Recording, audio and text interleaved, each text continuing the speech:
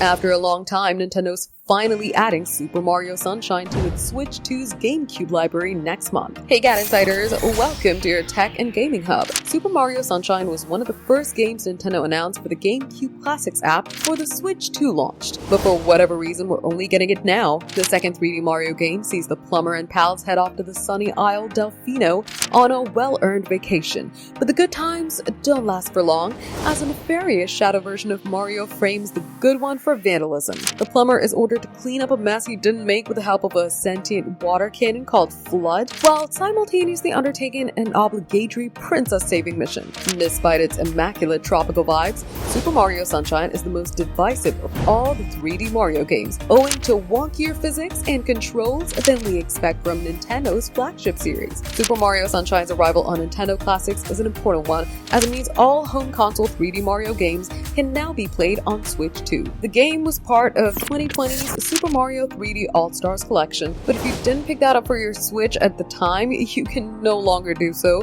as Nintendo baffingly decided to delist it. As Super Mario Sunshine is an emulated version of the GameCube original, you can expect it to play pretty much exactly as it did in 2002, with warts and all, and with the added bonus of upscaled visuals and built-in save states. The game's coming on NSO on August 13th, and before that, Nintendo will also add Zero Racers and D-Hopper to its Virtual Boy Nintendo Classics app on August 4th. For more updates, subscribe to GadInsider, like and share the video, and don't forget to press the bell icon so you never miss any update.